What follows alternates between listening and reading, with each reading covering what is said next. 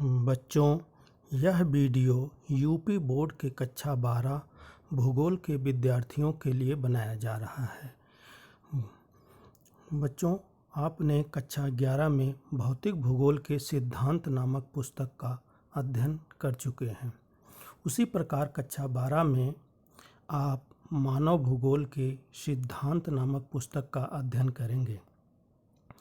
मानव भूगोल के सिद्धांत पुस्तक का पहला अध्याय मानव भूगोल की प्रकृति एवं क्षेत्र है। आइए हम इस अध्याय का अध्ययन करते हैं। मानव भूगोल की प्रकृति को जानने के लिए मानव भूगोल की परिभाषा को जानना आवश्यक है। आइए हम मानव भूगोल की परिभाषा और अर्थ के विषय में जानें। इस चैप्टर में हमें जिन जिन बिंदुओं का अध्ययन करना है वो इस प्रकार है। इस अध्याय में हम पढ़ने वाले हैं मानव और प्रकृति के बीच क्या संबंध है। हम यह भी पढ़ेंगे कि किस तरह मनुष्य ने टेक्नोलॉजी का विकास किया। इस अध्याय में हम यह भी पढ़ेंगे कि मानव भूगोल का क्षेत्र क्या है और हम मानव भूगोल में क्या क्या पढ़ने वाले हैं। इससे पिछली कक्षा में जो पुस्तक आपने पढ़ी थी उसका नाम था भौतिक भूगोल के मूल सिद्धांत और इस पुस्तक का नाम है मानव भूगोल के मूल सिद्धांत। सबसे पहले हम मानव भूगोल की परिभाषा अर्थ को समझते हैं।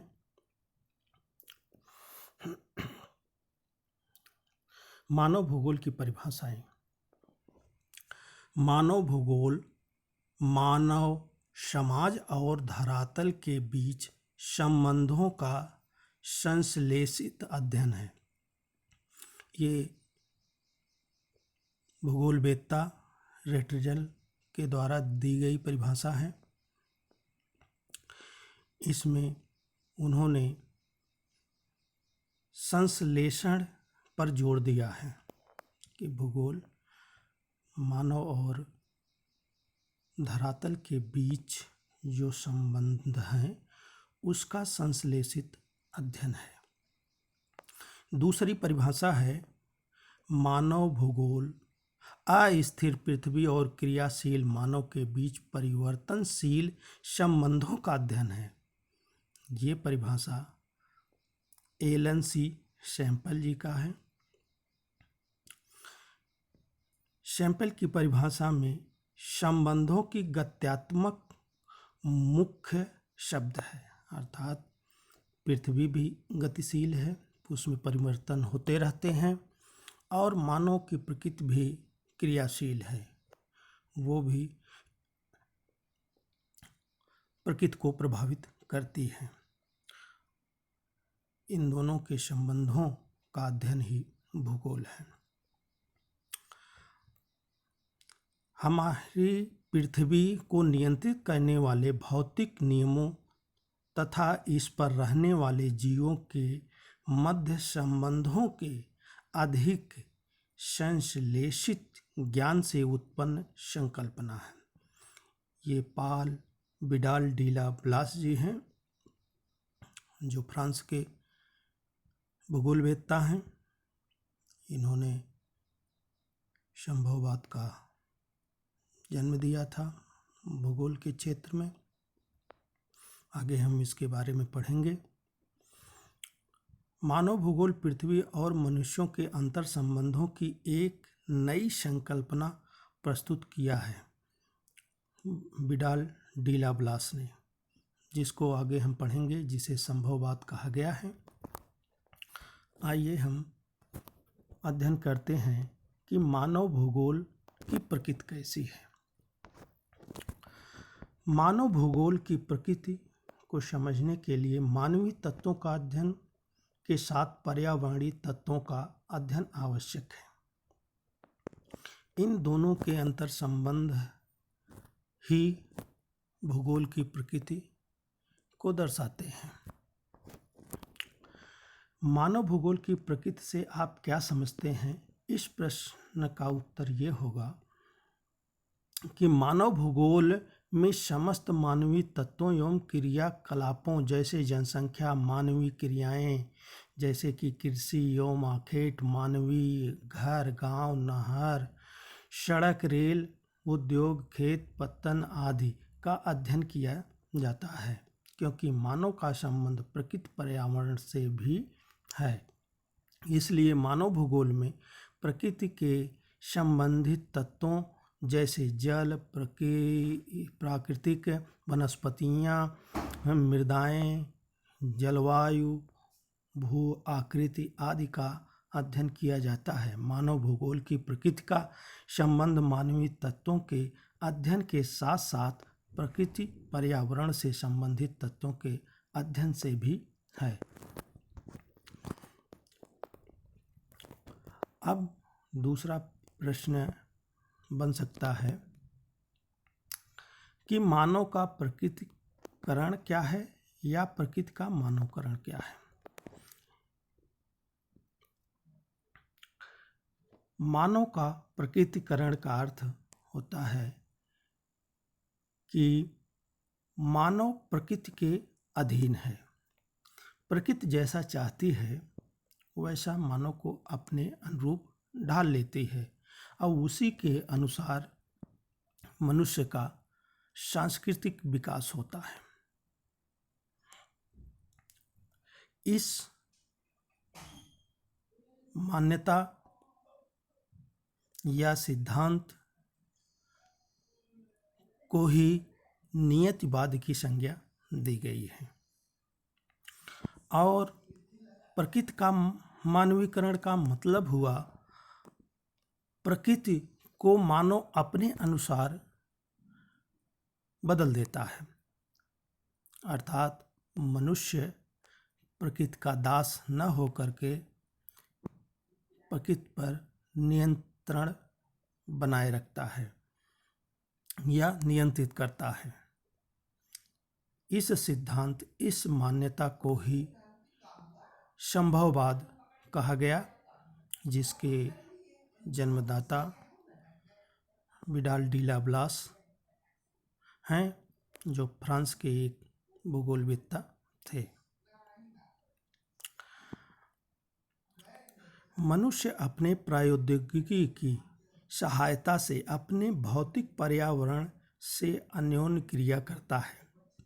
यह महत्वपूर्ण नहीं कि मानव का क्या उत्पन्न और निर्माण करता है, बल्कि यह अत्यंत महत्वपूर्ण है कि वह किन उपकरणों और तकनीकियों की सहायता से उत्पन्न एवं निर्माण करता है।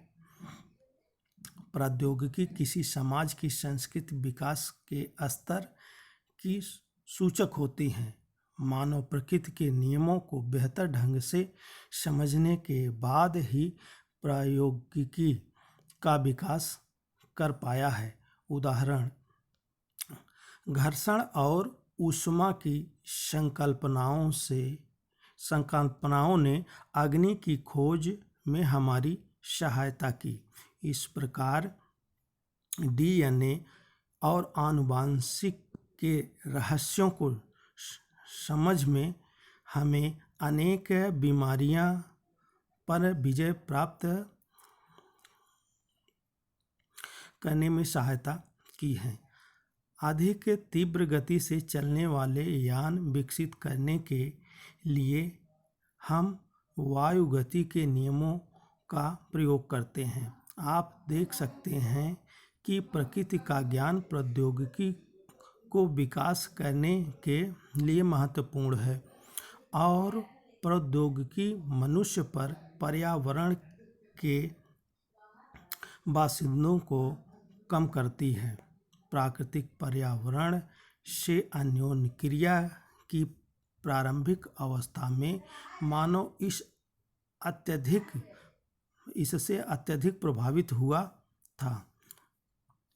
उन्होंने प्रकृति के आदेशों के अनुसार अपने आप को ढाल लिया। इसका कारण यह है कि प्रौद्योगिकी का स्तर अत्यंत निम्न था और मानव में सामाजिक विकास की अवस्था भी आदिम थी। आदिम मानव और प्रकृति के प्रबल शक्तियों के बीच इस प्रकार की अन्योन्य क्रिया को पर्यावरण निश्चयवाद कहा गया। प्रौद्योगिकी विकास के उस अवस्था में हम प्राकृतिक मानव की कल्पना कर सकते हैं जो प्रकृति को सुनता था, उसकी प्रचंडता से भयभीत होता था और उसकी पूजा करने लगता था। इसका मतलब कि मानव प्रकृति के अनुसार ही अपने को ढाल लेता था, जो निश्चयवाद नियतवाद की संकल्पना के अंतर्गत आता है। जबकि प्रौद्योगिकी के विकास के बाद मानव ने प्रकृति पर धीरे धीरे विजय प्राप्त करने लगा और एक नई संकल्पना का जन्म हुआ जिसका नाम है संभववाद। संभववाद को समझने के लिए मानव के ज्ञान और प्रौद्योगिकी को समझना आवश्यक है। इसको इस प्रकार समझा जा सकता है। समय के साथ लोग अपने पर्यावरण और प्रकृति बलों को समझने लगते हैं। अपने सामाजिक और सांस्कृतिक विकास के साथ मानव बेहतर और अधिक सक्षम प्रौद्योगिकी का विकास करते हैं। वे अभाव की अवस्था में स्वतंत्रता की अवस्था की ओर अग्रसर होते हैं। पर्यावरण में प्राप्त संसाधनों के द्वारा वे संभावनाओं को जन्म देते हैं। मानवीय क्रियाएं सांस्कृतिक भूदृश्य की रचना करती हैं। मानवीय क्रियाओं की छाप सर्वत्र है। उच्च भूमियों पर स्वास्थ्य विश्राम स्थल, विशाल नगर प्रसार, खेत, फलोद्यान मैदान व तरंगित पहाड़ियों में चारागाह, तटों पर पत्तन और महासागरीय जल पर समुद्री मार्ग तथा अंतरिक्ष में उपग्रह आदि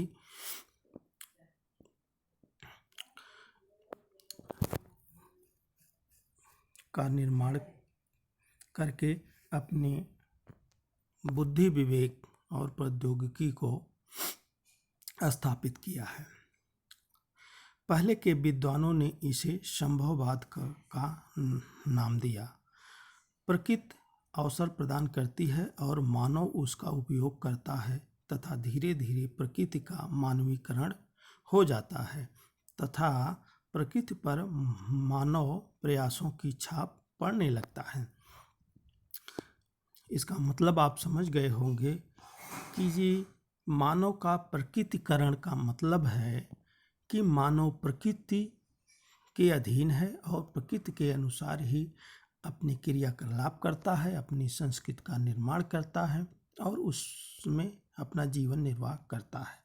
जबकि प्रकृति का मानवीकरण में मानव अपनी प्रौद्योगिकी, ज्ञान आदि की सहायता से प्रकृति को बदलता है, अपने अनुरूप ढालता है और मनुष्य के इस क्रियाकलाप की छाप प्रकृति पर स्पष्ट देखी जा सकती है। इसी को कहा जा गया है कि प्रकृति का मानवीकरण। आइए आगे देखते हैं। अभी आपको हमने बताया था कि मानव का प्रकृतिकरण ही निश्चयवाद है। तो आइए देखते हैं निश्चयवाद क्या है। अगर प्रश्न आता है कि निश्चयवाद क्या है तो आप इसको लिखेंगे। आइए देखते हैं निश्चयवाद में क्या लिखना है आपको। इसे निश्चयवाद या पर्यावरणवाद भी कहा जाता है। इस विचारधारा के अनुसार मनुष्य प्रकृति का दास है। इस विचारधारा के अंतर्गत पर्यावरण सर्वशक्तिमान है और मानवीय क्रियाकलापों को पूर्णतः नियंत्रित करता है। प्रकृति शक्तियों के सामने मानव तुच्छ, महत्वहीन एवं निष्क्रिय होता है। विश्व के विभिन्न भागों में मानवीय व्यवहार के अंतर प्राकृतिक पर्यावरण में पाए गए अंतर के अनुसार होता है। उदाहरण के तौर पर जायरे बेसिन में पिग्मी, कालाहारी मरुस्थल में बुशमैन, उत्तरी ध्रुव क्षेत्र में एस्किमो तथा मध्य एशिया में किर्गिज लोगों का जीवन एक दूसरे से सर्वथा भिन्न है। अर्थात प्रकृति के अनुसार मनुष्य अपनी संस्कृति का विकास करता है और उसी के अनुरूप ही अपना रहन सहन बनाता है, उसके अनुकूल अपने को ढालता है। आइए आगे देखते हैं। भूगोल में पर्यावरण निश्चयवाद की विचारधारा इतिहास के प्रारंभिक काल से चली आ रही है और यह किसी न किसी रूप में द्वितीय विश्व युद्ध तक प्रचलित रही। प्राचीन काल से ही विद्वान मनुष्य पर उच्चावच जलवायु, मृदा, प्रकृति, वनस्पति, जलाशय आदि भौतिक तत्वों के प्रभाव का अध्ययन करते आए हैं। इसमें हिप्पोक्रेटस, अरस्तु, थ्यूसिडाइस, हेरोडोटस आदि का नाम उल्लेखनीय है। आइए हम अगली विचारधारा संभववाद का अध्ययन करते हैं। समय के साथ साथ मनुष्य का विकास हुआ। विडाल डीला बलास इसके समर्थक थे। अब वह प्रकृति से डरता नहीं था। अब मनुष्य खुद को प्रकृति के अनुसार प्रकृति को मनुष्य अपने अनुसार ढालने लगा। अब मनुष्य प्रकृति से स्वतंत्र होकर रहने लगा। अब मनुष्य प्रकृति में परिवर्तन कर सकता था। अब मनुष्य संसाधनों का इस्तेमाल भी करने लगा था। मनुष्य ने प्रौद्योगिकी का भी विकास किया।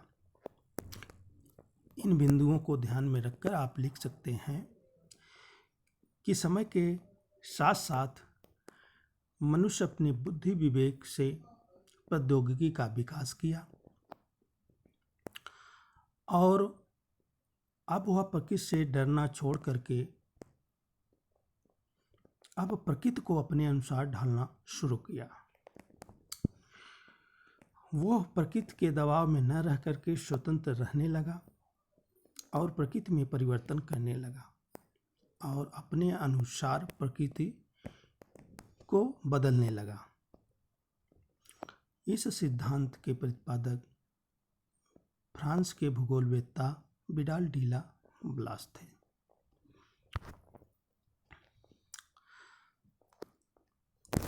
इन दो मान्यताओं संभववाद और निश्चयवाद के बीच एक नई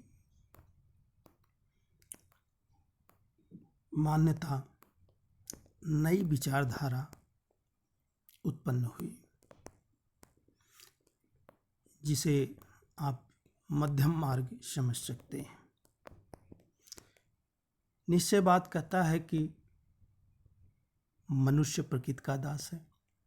संभववाद कहता है कि नहीं, मनुष्य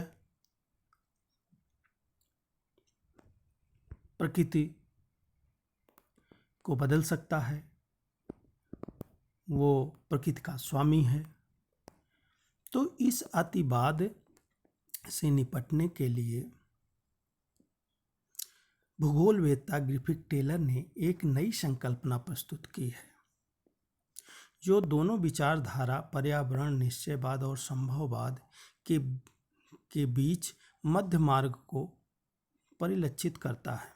उन्होंने इसे नव निश्चयवाद अथवा रुको और जाओ निश्चयवाद का नाम दिया। आप में से जो नगरों में रहते हैं और जो नगर देख चुके हैं जरूर जानते होंगे कि चौराहे पर यातायात का नियंत्रण बत्तियों द्वारा होता है। लाल बत्ती का अर्थ है रुको और पीली बत्ती का अर्थ है तैयार हो जाओ और हरी बत्ती का मतलब होता है कि जाओ। अर्थात यह संकल्पना यह बताती है कि प्रकृति हमें अवसर प्रदान करती है और उसको समझ करके अपने आगे का कार्य मनुष्य को करना चाहिए। यही चीज़ गिरपिक टेलर महोदय ने अपनी संकल्पना में बताया है। इनके अनुसार प्रकृति नियमों का अनुपालन करके हम प्रकृति पर विजय प्राप्त कर सकते हैं। उन्हें लाल संकेतों पर प्रत्युत्तर देना होगा और जब प्रकृति रूपांतरण को स्वीकार कर दे तो वे अपने विकास के प्रयत्नों को आगे बढ़ा सकते हैं। इसका तात्पर्य है कि उन सीमाओं में जो पर्यावरण की हानि न करती हो संभववाद को उत्पन्न किया जा सकता है तथा अंधाधुंध रफ्तार दुर्घटनाओं से मुक्त चाल के परिणाम स्वरूप हरित गृह प्रभाव, ओजोन परत अवक्षरण, भूमंडलीय तापन, पीछे हटती हिमानी निम्नीकृत भूमि इसके परिणाम हैं। नवनिश्चयवाद संकल्पना ढंग से एक संतुलन बनाने का प्रयास करता है जो संकल्पनाओं के बीच अपरिहार्य चयन द्वैतवाद को निष्फल करता है। आज इस संकल्पना को महत्व दिया जा रहा है क्योंकि ये एक संतुलित विकास का समर्थक है। अत्यधिक प्रकृति का दोहन से जो नुकसान हुए हैं उसकी ओर ध्यान आकर्षित किया है। अब अंधाधुंध विकास प्रकृति पर नियंत्रण की होड़ से अलग एक सोच विकसित हुई जिसे सतत विकास नाम दिया गया है, जिसमें पर्यावरण के जो संसाधन हैं उनको विवेकपूर्ण तरीके से इस तरह उपयोग करना है कि आपका भी काम चले और आपके आने वाली पीढ़ी भी इसका लाभ उठा सके।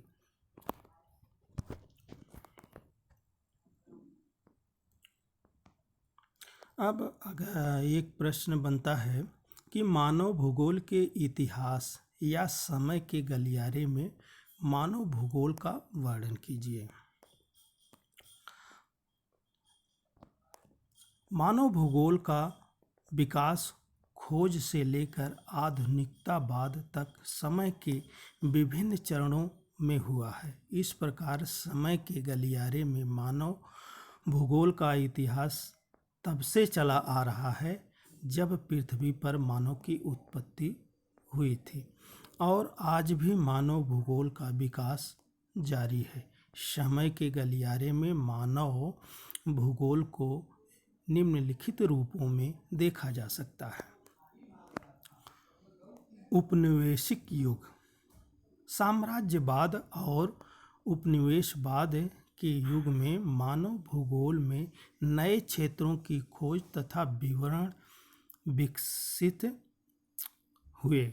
इसके साथ ही क्षेत्र के प्रादेशिक विश्लेषण पर भी जोर दिया गया ताकि पृथ्वी को संपूर्ण रूप से समझा जा सके। 1930 और 1960 तक मानव भूगोल के विकास की इस अवधि में मानव भूगोल के क्षेत्रीय विभेदन तथा स्थानिक संगठन के उपागम शामिल हुए। 1970 का दशक मानव भूगोल के इतिहास में यह समय अत्यंत महत्वपूर्ण था, क्योंकि इस दौरान मानव भूगोल में मानवतावादी, आमूलवादी और व्यवहारवादी विचारधारा का उदय हुआ। 1990 का दशक मानव भूगोल में इस दौरान आधुनिकवाद शामिल हुआ, जिसने परंपरागत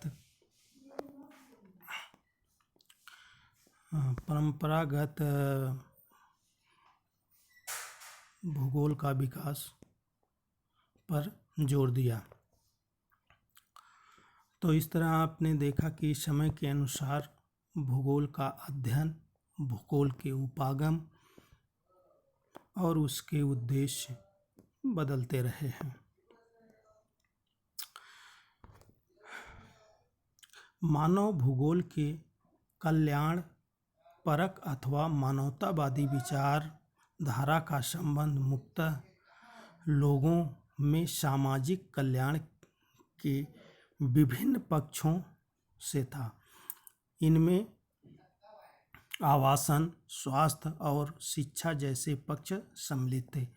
भूगोल वेत्ताओं ने पहले ही स्नातकोत्तर पाठ्यक्रम में सामाजिक कल्याण के रूप में भूगोल का एक कोर्स प्रारंभ कर दिया। आमूलवादी यानी रेडिकल विचारधारा ने निर्धनता के कारण बंधन और सामाजिक असमानता की व्याख्या के लिए मार्क्स के सिद्धांतों का उपयोग किया। समकालीन सामाजिक समस्याओं का संबंध पूंजीवाद के विकास से था। व्यवहारवादी विचारधारा ने प्रत्यक्ष अनुभव के साथ साथ मानव जातीयता, प्रजाति, धर्म इत्यादि पर आधारित सामाजिक संवर्गों के दीर्घकाल बोध पर ज़्यादा जोर दिया। समय के अनुसार ही ये मानव भूगोल में कल्याण परक अथवा मानवतावादी विचारधारा आया, रेडिकल विचारधारा आया और व्यवहारवादी विचारधारा का उदय समय के अनुसार हुआ। इस तरह हम लिख सकते हैं कि भूगोल में समय के अनुसार किन किन विचारधाराओं का उदय हुआ। अब आते हैं, हम अध्ययन करते हैं मानव भूगोल के क्षेत्र। तो मानव भूगोल के अंतर्गत हम क्या क्या अध्ययन करते हैं, इसके क्षेत्र क्या क्या हैं, वो इस प्रकार है। जैसे नगरीय भूगोल, जनसंख्या भूगोल, आर्थिक भूगोल, राजनीतिक भूगोल, आवास भूगोल, सामाजिक भूगोल। इनके कुछ उपक्षेत्र भी हैं जो इस प्रकार हैं। जैसे संसाधन भूगोल, कृषि भूगोल, उद्योग भूगोल, व्यापार भूगोल, पर्यटन भूगोल आदि।